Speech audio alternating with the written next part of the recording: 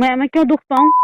भी करना मुझे, घूमना फिरना, और मुझे सके ना तो उतनी बड़ी मतलब बड़े ऑफिसर बनने दे मुझे, ऐसी बना दे मुझे जो दुनिया से फर्क नहीं पड़े, मुझे मेरे अंदर इमोशंस नाम की चीज तेरे नहीं। जिम्मेदारी कर लेना कि एक बार दीपावली तक मेरे कहने से 1 महीने और देख ले तू, मेरा कितने दिन है कब तक आएगा? हेलो, हाँ हाँ बताओ। कब तक आएगा? कब तक आएगा? करूँगा दोबारा। ठीक, आ जा, चलना है। बताओ। मैं कौन, वो एक पे दाखरी जी तो वहां पड़ी रही, खाने वाले है ना वे, तो ऐसे नहीं कि कोई खाने वाला कोई है नहीं। यहाँ तो दौलत ही नहीं है, मेरे 100 की पूरे नहीं होंगे इस दौलत में तो। कर इसको बच्चा पैदा कर, इसको लड़ूं दे इसको ढंग से, कि कैसी लड़ूंगी अब मैं। मेरा दिमाग दशहरे के दिन ढंग से नहीं कि तू आ रहा आज। बोल देना उससे, लास्ट बात कर लेना भाई, देख दादा भाई ये बात है तो जब यार किसी इंसान उसे 2 मिनट प्यार ही आपसे नहीं करता है, मेरे पास दे। तो महिला अधिकारी की डर्टी ऑडियो आपने सुनी, किस तरह वो साफ तौर पर कह रही हैं कि मुझे शहर की सबसे बड़ी डैश बना दो, 3 महीने हो गए मुझे डैश करना है, जंगल में ले चलो, कार में ले चलो, बस मुझे डैश करना है। लेकिन ये तो सिर्फ महज एक डर्टी ऑडियो है, लेकिन इस डर्टी ऑडियो के पीछे जो हनी ट्रैप, जो मर्डर की प्लानिंग और जिस तरह की साजिश रची गई है, उसको सुनकर आप हैरान रह जाएंगे। वो भी एक अधिकारी और दूसरे अधिकारी के बीच की ये कहानी कैसे शुरू होती है उसके बारे में बताते हैं। दरअसल ये जो महिला अधिकारी हैं, जिनका जो दोस्त है इकबाल खान, वो जेल के अंदर बंद है। एएन साहब इस पूरे मामले में शिकार हुए हैं, जिनके साथ हनी ट्रैप हुआ है। 2023 में सवाई माधोपुर जिले की बौली तहसील के अंदर प्रवर्तन निरीक्षक के पद पर यह महिला अधिकारी तैनात रहती हैं और उसी के दौरान पीडब्ल्यूडी के एएन से इनकी मुलाकात होती है। ये मुलाकात धीरे धीरे दोस्ती में बदल जाती है, एक दूसरे को विश्वास हो जाता है, लेकिन अधिकारी साहब अनजान थे इस बात से कि उनके खिलाफ कोई बड़ी साजिश रची जा रही है।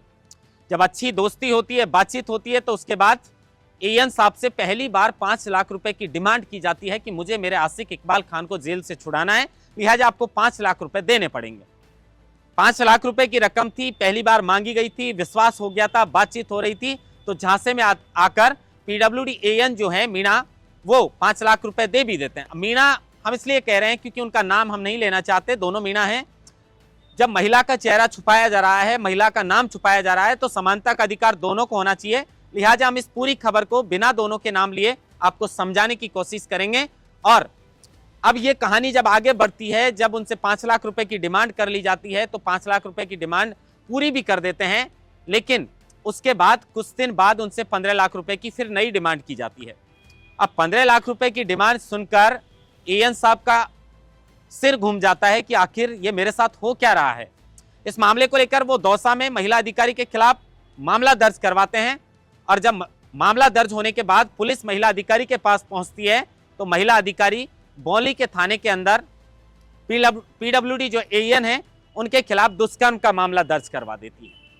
उन्हें डराना चाहती हैं, धमकाना चाहती है। इतना ही नहीं, ये जो पीडब्ल्यूडी एएन है उनकी गाड़ी के जीपीएस सिस्टम भी लगा रखा था और उनकी निगरानी की जाती थी, उनकी लोकेशन ट्रेस की जाती थी, पता किया जाता था कि आखिर वो कहां पर हैं। उन्हें आर्म्स एक्ट में फंसाना चाहती थी, शारीरिक संबंध बनाकर एसीबी में फंसाना चाहती थी और उनका मर्डर भी करवाना चाहती थी। इसलिए 2024 के अंदर पीडब्ल्यूडी एएन के ऊपर जानलेवा हमला भी किया गया, लेकिन किसी तरह जो पीडब्ल्यूडी एएन है वो इस हमले में जिंदा बच गया। इतना ही नहीं, ये प्रेमी संग मिलकर पूरी साजिश रचा करती थी और अपनी टीम के साथ मिलकर उसे अंजाम दिया करती थी। विवाद नया नहीं है, ये विवादों में पहले भी रह चुकी हैं। इन्होंने खुद के पति को छोड़ रखा है, तलाक का केस चल रहा है, आशिक जेल के अंदर बंद है, हनी ट्रैप के अंदर इन्होंने पीडब्ल्यूडी एएन जो है उनको फंसाया है और उनको मरवाना भी चाहती थी, लेकिन जैसा मैंने कहा कि वो किसी तरह बच गए। गंगापुर के अंदर इन्होंने जो राशन के डीलर हैं उनको पूर्व एमएलए के नाम से फोन करके महेंद्र मीणा को फोन करवाया। जो राशन डीलर है उससे पूर्व एमएलए के नाम से महेंद्र मीणा को फोन करवाया अतिरिक्त चार्ज देने के लिए, लेकिन बाद में जब इस पूरे मामले का खुलासा हुआ तो राशन डीलर को सस्पेंड कर दिया गया। अब आप सोचिए, हनी ट्रैप की कहानी हम आमतौर पर सुना करते हैं, लेकिन राजस्थान के एक महिला अधिकारी और एक पीडब्ल्यूडी के साथ में इस तरह की साजिश रचती हैं जेल में आशिक को छुड़वाने के लिए। किस तरह वो साफ तौर पर ऑडियो में इस तरह से बात कर रही है कि शायद आज छोटे बच्चे भी जो हैं वो इस तरह की बात नहीं करेंगे, लेकिन ये तो खुद एक महिला अधिकारी है। ये पूरा मामला जांच का विषय है, लेकिन इसमें जो साहिल है और जो मुस्कान है वैसा कांड होता होता बच गया, और शायद आगे भी आशंका है कि ऐसा हो सकता है, क्योंकि अब यह आग चारों तरफ फैल चुकी है। लेकिन अब यह मामला पूरी तरह पुलिस के संज्ञान में है। पुलिस इस मामले की जांच करेगी और जांच के बाद क्या नया खुलासा हो सकेगा इसका भी इंतजार रहेगा। लेकिन आज इस कहानी से यही निष्कर्ष निकलता है, यही सीख मिलती है कि चाहे सामने वाला कोई भी हो, जल्दी भरोसा नहीं करना चाहिए और सतर्क रहना बेहद ही जरूरी है। महेंद्र बांसोटा, लोकमत हिंदी, जयपुर।